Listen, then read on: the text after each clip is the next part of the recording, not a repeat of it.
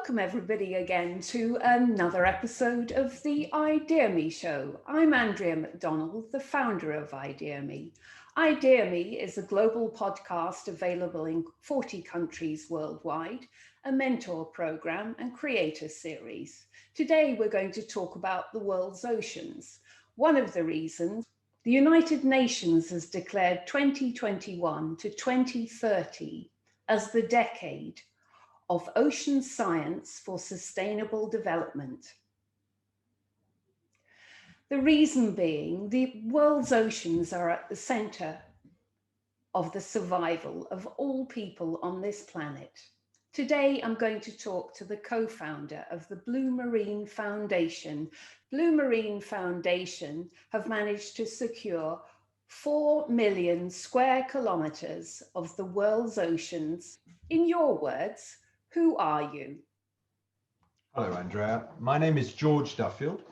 I am a marine conservationist, I'm a marine investor, and I'm a film producer. Can you take us through the highlights of the Blue Marine Foundation within the context of this extremely important decade? Well, first of all, I'm a co-founder of the Blue Marine Foundation. I started it with a gentleman called Chris Gorrell-Barnes, and then we brought on a brilliant writer called Charles Clover. So the three of us founded it. So I need to clarify that.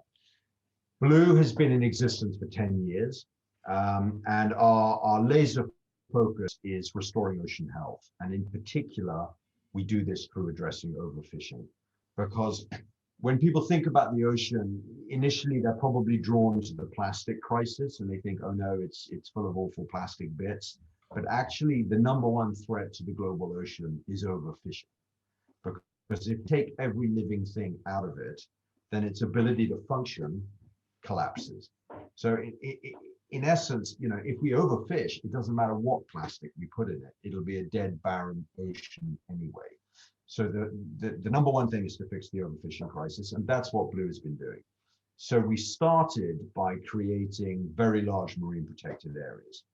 When I made a film about this called The End of the Line, 0.1% of the world's ocean was protected. So 99.9% of the ocean was fishable. We have set the goal with a network of other NGOs of getting to 10% of the world's ocean protected by 2020. And in fact, we only missed that in December by a fraction of a percent. So we are very nearly at 10% protected. So that is an exponential improvement in the amount of ocean saved, or at least under protection. And so Blue has played a key role in a network of NGOs in getting governments to protect very large areas of the ocean. We're talking about protected areas the size of countries, and typically in remote, distant places where the population pressure is less and where the fishing is less. So our basic idea is, if you're trying to save the rainforest, you don't replant the rainforest, you save what hasn't been cut down. And we're doing the same in the sea. We're trying to save the parts of the ocean that are still intact, that are still relatively pristine, that have a lot of sharks, a lot of big fish. And we're trying to save those before we go on and regenerate the stuff that's already been destroyed. So that's our general philosophy at Blue. And then the other thing we've done very effectively is work with fishermen to fish properly, because there's two ways to approach fishermen. One, you treat them as the enemy and you tell them off and you lecture them and you hector them and they don't like you and you get into a fight and nothing happens. Or the other, you sit down and you say, look, you've got to earn a living. The ocean has to be healthy. Let us work together and find a way. And in fact, we've done that in England and we've been amazingly successful at it. And the fact is that smart fishermen understand a healthy ocean is a better business. And there's no one aligned against the fishermen catching more fish if there are more fish. So we manage sustainable fishing projects and we protect large areas of the ocean. And that's our focus. Could you talk about one of the models for sustainability? They vary, and this is the complexity of it. For example, in our very large marine protected areas, we initially did a project called Chagos. This is a fabulous place in the Indian Ocean below the Maldives, the British Indian Ocean territories, which are uninhabited since the Chagossians were evacuated, which has nothing to do with the marine reserve.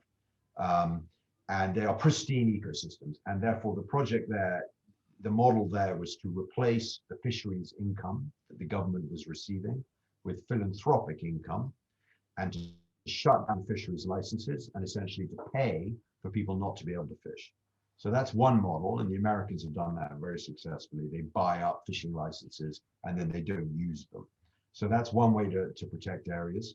We've done another model in Ascension, which is again an island in the middle of the Atlantic Ocean. Extraordinary place. A lot of sharks there, which is rather wonderful. I love sharks. And there we've set up an endowment fund to, again, replace the lost fisheries income that the local community relies on to basically pay for their existence. So in all cases, it's about replacing fisheries income with something else. And then in the working fishing example of Lime Bay, which is really our flagship project for how to get fishermen to fish sustainably, what we did there is a bit more complicated, but in essence, we helped them access the market better. So they were landing warm fish, unfrozen fish, and selling them cheaply. So in return for accessing a very large ice machine, which was the size of a building that could fill 30 boats a day with ice. So this is not your average gin and tonic ice machine. This is the industrial ice machine. In return for being allowed to access that ice and signing up to a really strict code of voluntary behavior, then they could use the ice. They could have frozen fish, which are worth a lot more, or cold fish, which are worth a lot more. And we help them with a branding exercise to directly connect to the rest in London who want the sustainable fish with a good story.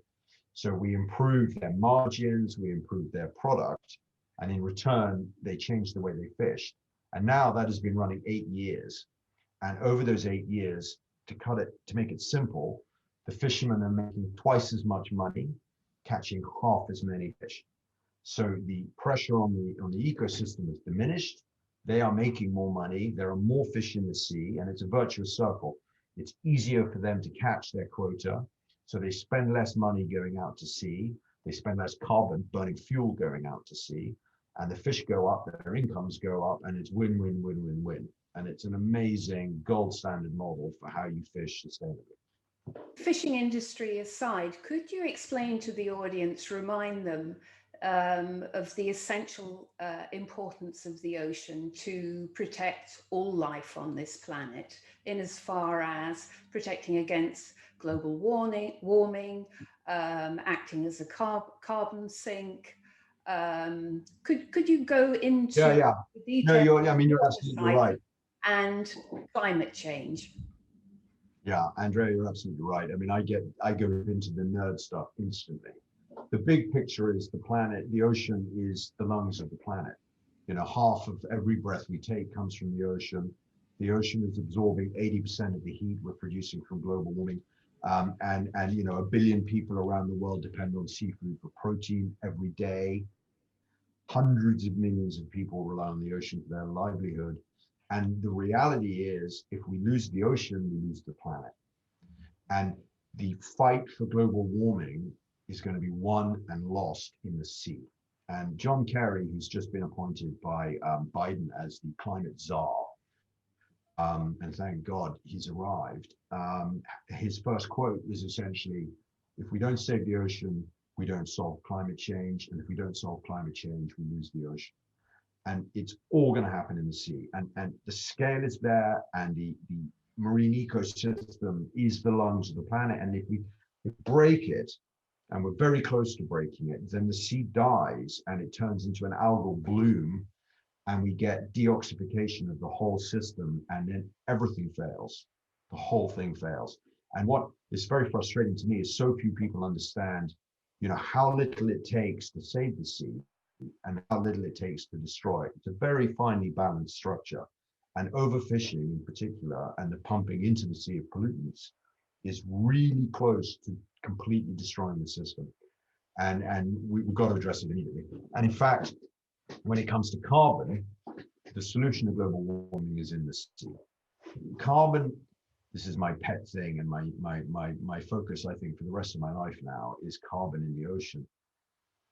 We have to sequester to fix global warming. People who say you don't need to sequester are dreaming in a fantasy world. You know, we will be emitting carbon for our lifetimes, probably for our children's lifetimes. I mean, we are so far away from not emitting carbon, it's laughable. And people don't have to change their existence. You know, people should be able to fly, people should be able to travel. I'm not stopping any of that. So what do we need to do? We need to sequester. We need to lock carbon out of the atmosphere. And the only way to do a planetary scale is in the ocean, because the ocean is the only place with the surface area, with the footprint to do it in. And if you try and do it on land, you're immediately competing with other people's interests, you know, where they live, where they grow crops, where they want to move to, or to nature itself, you know, where there's a rainforest, etc.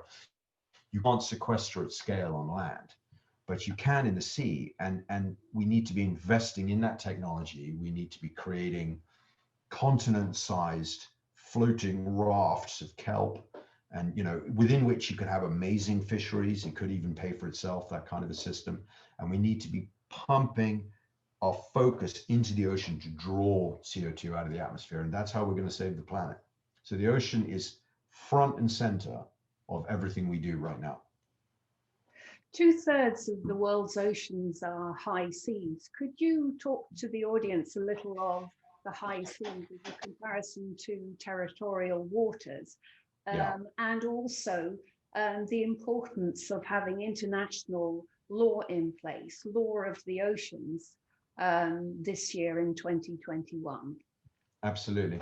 So the high seas are the bits of the ocean that don't belong to any nation. So each country has a 200-mile economic zone. Outside of that 200 miles is the high seas. And in an extraordinary kind of legal maneuver in the 1960s, the UN decided that the high seas were essentially of no importance. And they assigned the high seas to a commissioner who sits in Jamaica and apparently has one desk and a telephone. And from that desk and a telephone, he runs something like 60% of the surface of the earth.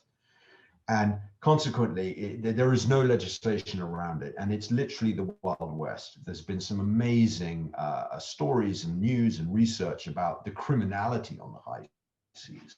So let alone the ecosystem damage. People are being murdered, exploited, treated like slaves. I mean, horrendous things are happening on the high seas. So from a human rights perspective, there needs to be a law for the high seas, just to stop the abuse of these poor fishermen who are often captured and kept captive for a decade on these boats and never come off. And that fish is ending up in your shop. You know, you're eating the fish that these slaves are catching. So it's a human rights crime of the first order, number one. Number two, it is being decimated by any fleet with the capacity to take it.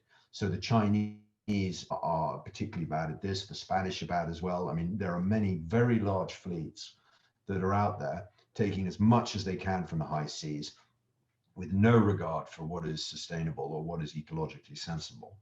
And it's the Wild West, and we need to do something about it. Now, the only good news is that most of the biodiversity of the ocean is on the edges. Fish like shallow water, they like the crinkly bits, they like to hide in bays and fjords and such forth.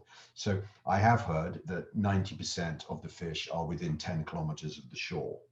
So I think that's not probably entirely accurate, but it's clear that the majority of fishing effort does work close into shore. So the high seas is, you know, it's a little bit misleading in that there isn't that much fish there, but it needs to be protected. And the other piece of this is deep sea mining. So one of the big problems with the world is everybody thinks that electric batteries are the solution. And I'm afraid electric batteries are just the next problem. They're clearly better than carbon, than oil, but the Teslas require minerals that can only be got by ripping the jungle up, right? I mean, you've got to go to the Congo and you've got to destroy it to build a Tesla, or Peru or somewhere like that.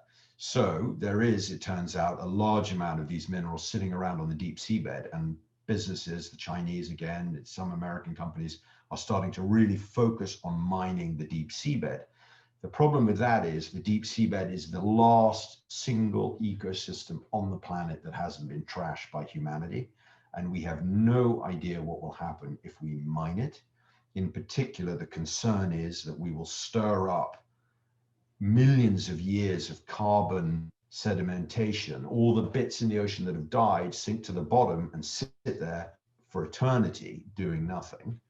If we deep sea mine it, that will stir it up and it will come up through the water column and through a very complicated process, evaporate back into the atmosphere. So conceivably, deep sea mining will release megatons of carbon that have been previously locked up. And it's for that reason, because we have no idea, that a lot of people in the high seas debate are calling for a moratorium on deep sea mining. So high seas protection is about human rights, it's about overfishing, and it's about deep sea mining and not trashing what we don't yet understand. Can you talk a little bit about the enormous damage that the billions of pounds of subsidies do in supporting people who are fishing the seas? Yeah, of course. I mean, subsidies is just a ridiculous situation. And when you understand it, it does nothing but annoy you. Essentially, we are using taxpayers' money to pay fishermen to go out and destroy a taxpayer-owned asset.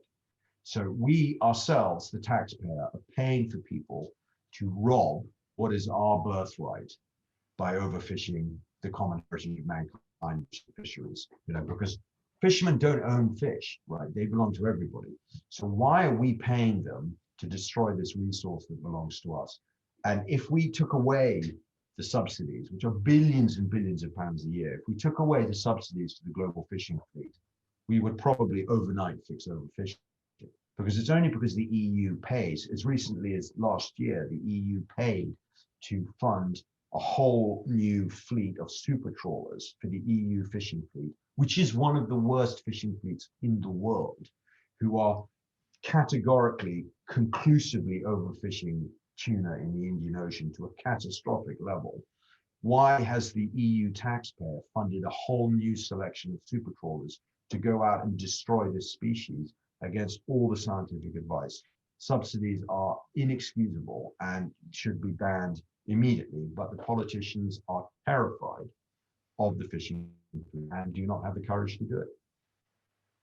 In this highlighted decade by the United Nations focusing on ocean science, which areas of ocean science do you think we need to really focus on? Well, you might be asking the person because I'm not a scientist. And in fact, my whole philosophy is less science, more action. There are people who spend their life, and respect to them, I agree, but they are spending their life measuring the decline of sharks. Now, we don't need to measure the decline of sharks. They are being hammered. What we need to do is spend money convincing the Chinese to stop eating them, right? We know what's going wrong with the world, less studying, more action. So that's my sort of global framework. Having said that, there is a need for a lot of science on the carbon issue. If we can prove the value of intact ecosystems for carbon sequestration, so if we can prove how much carbon is captured in a healthy marine ecosystem with kelp and seals, and fish and turtles and everybody coexisting in the thriving, essentially rainforest underwater, if we can prove the carbon value of that and then sell those credits, then we can monetize people not destroying the planet. And that's how we can save the sea. If we can get corporations who need carbon credits to fund effectively leaving the sea alone, then we can save the ocean. So that needs science. So I'm all for that. So could they please do that? Okay, let's talk more action. What can the general public do outside the sort of sciences fields? What can the general public do? Well, I mean, the most important is from an ocean perspective is think about what you're eating. We have to be very careful about what we eat. I mean, seafood, there's such a mixed message about this. On the one hand, seafood is brilliant. and it's healthy, and it's apparently a very low carbon protein, and much better than cow, all of that. But on the other hand, there are types of seafood that are really, really bad to eat. So the golden rule is don't eat anything bigger than a baby. So if your fish was bigger than a baby, don't eat it, right? So that immediately eliminates marlin, swordfish, bluefin, any of the big fish, forget it. Now, to be fair, since I started this process, I don't know about you, but I haven't seen marlin or swordfish in the supermarket for years. I mean, the answer is they're almost gone. That's why. But you mustn't eat anything big. And then next, you've got to think about fish farming, and you've got to think, do I want to be supporting an industry that, is pretty toxic and pretty polluting? Now, there are exceptions, and some, for example, the Norwegians are very good with their salmon, and they're really paying attention because it's so important to their economics. They're really paying attention to doing it as well as possible. There are other people, perhaps slightly closer to England, further north, but close, who are not as good, and who are really pumping a lot of pollutant into the ocean, and are overexpanding their capacity, and are flooding the sea with sea lice, which kill wild salmon. And you really should cut back on your farm salmon, and you should eat less. And sushi should be the rarest possible treat. You should eat sushi, once a month, twice a year. You shouldn't be able to go to a garage petrol station and buy sushi. I mean, that is wrong. That is why the fish are being destroyed in 20, 30 years time. There'll be no fish left in the sea at the current trajectory. We have to change this concept of sushi being all pervasive and all accessible. It isn't. It's a luxury item. So I think you've got to think about what you eat. That's my message to people. And then obviously there's all the other stuff about carbon and global warming and how you live. Okay, continuing the theme of action, can you go through all the other things that you're doing? For example, the London to Monaco bike ride, the yacht club, feeding lobster beds. Can you go through the other action? We continue to expand. There's no doubt we're in the right place at the right time. We're having a moment, and we can't rely on it lasting, but we are really expanding well.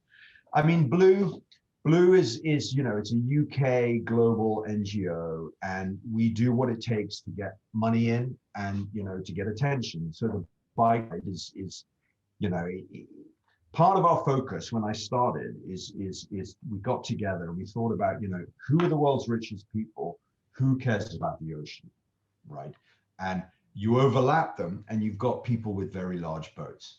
So our focus has always been, let's go for raising from the super yacht community, because the people who enjoy those boats, the people who build those boats, the people who service those boats, that ecosystem of, very, very, very substantial wealth. If they don't save the sea, who will, right? They profit from it and they enjoy it. If they're not going to step up, why should somebody on the street who's worried about putting a meal on their plate, about cancer, about aging, about AIDS, about Africa, the classic charitable causes, how can we go to them and say, help us? But on the other hand, we can go to people with big boats and say, listen, you've got an amazing boat. Don't you think you should be doing some marine conservation? And so that's been our focus. So the London to Monaco bike ride, we go from London, where we exist, and we end up in Monaco, which is really the epicenter of the super yacht community globally. And we try and raise attention and funds around that ride. And it's very much for the super yacht community and people around that. Some of the other things we're doing at Blue, like the oyster restoration project, I mean, that's a brilliant piece of ecosystem management. I mean, essentially, England used to have the largest oyster fishery in the world. The North Sea used to be gin clear. You used to be able to sail from England to Holland, and you could see the bottom the whole way. And it was because of these incredible oyster beds. And what oysters do is they clean up the water, right? They secure the mud and they stop all the muck, and they filter the water, and it makes the ecosystem so healthy. And they've all gone, all of them, billions and billions and billions has gone. So we are slowly beginning a reseeding program, starting in the Solent, but also in partnership with wind farms, because you could put oysters around wind farms because you can't do anything else with a wind farm. You can't fish, etc. So we're slowly expanding out these oyster beds with an attempt to essentially take the ecosystem back 100 years. All of this is just going back to where we were, right, which was an abundant, healthy ocean. And that's a great project. But then personally, what I'm doing is I've partnered again with the co-founder of Blue, Chris Barnes, and we've started an ocean impact fund. So what we're doing now is we're raising money to invest in ocean technologies, because philanthropy is great and it's amazing and it can do things normal money can't do. But there is a finite amount of philanthropy in the world. And in particular, the amount of people giving to the ocean is vanishing more. There are a few dozen really big ocean donors, and that's it. So how do we scale up? The answer is we make it profitable, right? If you can make something profitable, then everybody piles in. So we are investing in businesses that will build sustainability in the ocean. So good fisheries, good aquaculture, different ways of making farm salmon, for example, and from that, we hope to grow the blue economy. We hope to bring in the billions of pounds that we need, not just the millions, but the billions of pounds we need to save the planet. Can you talk to us also about the partnership with the Shackleton brand of clothing? Yeah, they're brilliant. I mean, this is beginning to happen more and more for Blue. Brands come to us and say, look, we really like what you're doing. Can we partner with you? And I always want our logo on the item, but never mind. And so Shackleton are doing, they're obviously, their brand is around Shackleton. So he's famous for his Antarctic expeditions. But they're trying to generate awareness around the MPAs. So Antarctica is in a very bizarre place at the bottom of the world, and it's owned or managed by a collection of countries. And they're under a group called Calamar, and they are only managed by consensus. Everybody has to agree. The problem with that is you've got the Russians in there and the Chinese in there, and of course they don't agree with anybody. In particular, what they don't want to do is stop fishing, because there are very profitable fisheries in Antarctica. It's one of the last places left that hasn't been trashed, partly because it was so difficult and expensive to get to. So we are trying, groups of people are trying to protect Antarctica, and there's a big push to do the Weddell Sea, for example, and it keeps getting knocked back because the Russians veto it. Chinese veto it, or in some cases, I think even the Americans did something bizarre. But anyway, Shackleton as a brand are trying to mobilize public awareness around these campaigns, and have partnered with us to do that. And we're really grateful for their support. And, if somebody wants to buy their amazing parka, which I think I'm going to have to buy, then, a piece of money goes to Blue. So that's the kind of corporate time we're always looking for. It's a way to help brands help us. Can you talk to us about the process through which one has to go in order to reach the goal of marine protected area? How does it work, or is it different in each case? Is there an actual process? Well, there is. And one of the reasons why Blue has succeeded is because we are dealing with the UK government. All marine conservation of any scale involves governments, because the governments control the sea. Now, if it was as simple as buying the sea, we could make enormous progress. The Americans have a fantastic Conservation International, the Nature Conservancy, and they have these models where they buy land and then they protect it. Now, that works fine if you can buy land. It doesn't work at all in the ocean. You can't buy the ocean. So all you can do is persuade the government to change the law around the use of the ocean. So it's always, always, always about government. And therefore, it's about which government you're dealing with. And say what you like about England, but we actually have a very sophisticated, civilized rule of law system, and we can get things done. Now, I have friends who come to me and say, look, there's a desperately sad situation going on off the coast of Ethiopia. Can we create a marine protected area? But I can't engage with the government of Ethiopia to get a binding law passed that you can then, protect and run a program around and enforce. So the answer to the question is, You create a marine protected area by getting the government to change the law to allow that area to essentially shut fishermen out of that area or shut users out of that area. And in many cases, you can do that, but then the question is, how do you enforce it? And unfortunately, a lot of marine conservation, especially in other parts of the world, there are these things called paper parks, where the government, in a bid to look good, they declare a massive marine protected area, oh, we protected millions of square kilometers, and then they don't do anything about it. So they sign a piece of paper and they do nothing. And the fishermen keep fishing, the European fleets keep coming in and bottom trawling, the Chinese use their super trawlers, nobody does anything. And that is a paper park. So you not only have to get the government to say, we're protecting this area, but then you actually protect it. And in fact, that's where the philanthropy comes in, because what we found is that the governments are bankrupt, almost without exception. And whilst they're all too happy to agree to protect an area, they actually can't afford to do so. But if you can bring in private money, philanthropic money, to run protection, then you can actually achieve the result you want, which is a protected area. So it's a little bit of law and it's a little bit of activity, let's put it that way. How did this passion for the sea start? The documentary, was it made in 2009? Yes. So I was and am a film producer, although the film producing side of my life has fallen away, but it has to be said.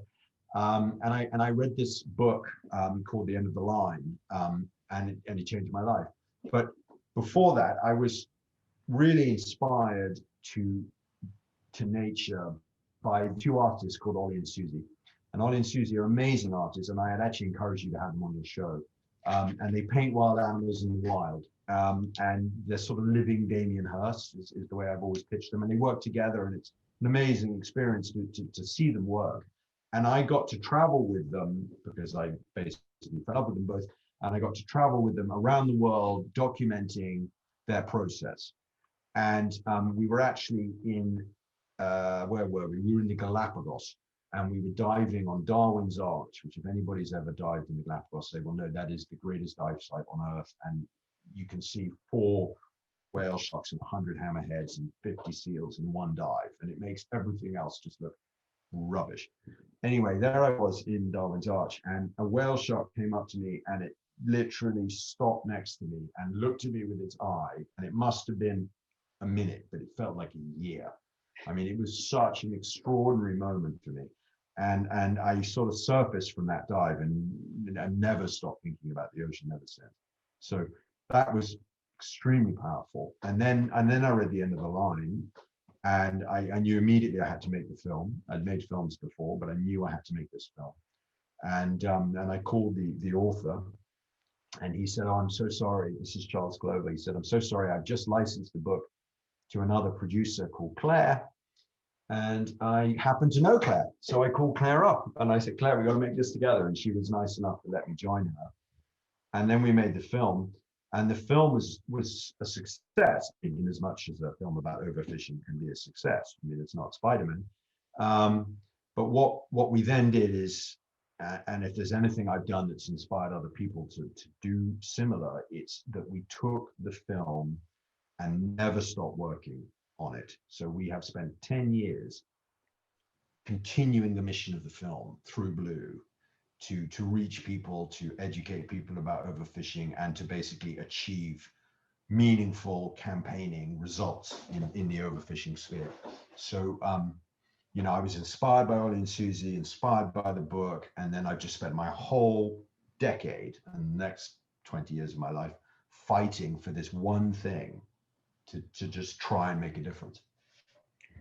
What are the obstacles to you achieving the absolute pinnacle with the Blue Marine Foundation?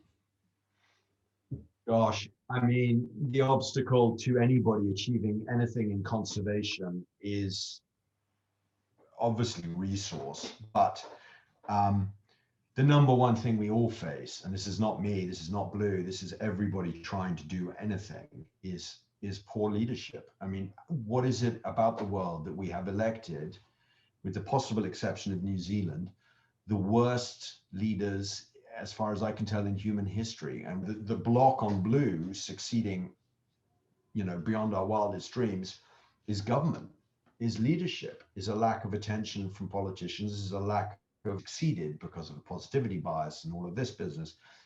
It's going to be apocalyptic, and the government won't spend any money.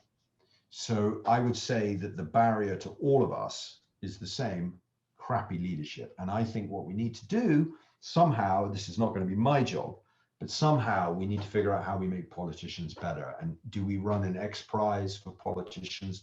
How do we lure people into politics who actually can make a difference? Because it's appalling what's happening right now. In the short to medium term, how can the public help you? How can they donate to your cause? Maybe you could provide some details on the donation process. I mean, please, you can donate through bluemarinefoundation.com. There's a donate now button. The thing is, for us, we're looking for corporate partners. If you work at a company and you want to do something for the ocean, please come to us, because we've just done an amazing deal with Barclays where we're really aligned with them, and they've given us a really substantial amount of money, and they're funding a lot of projects for a lot of years, and they're really moving the needle with us on that. So, what would be great is to connect with businesses that want to make a difference, because I think they've got the resource and they've got the long-term vision to back organizations that are actually achieving change. For me, this isn't about, people are having such a hard time right now. I don't want people to give me £20, but if they can get their company to start thinking about marine conservation and their role in saving the ocean and therefore saving the planet, that would be brilliant. George Duffield, co-founder of the Blue Marine Foundation, thank you very much for your time, and thank you for moving the human story forward. It's been an absolute pleasure. Thank you, Andrea. Likewise.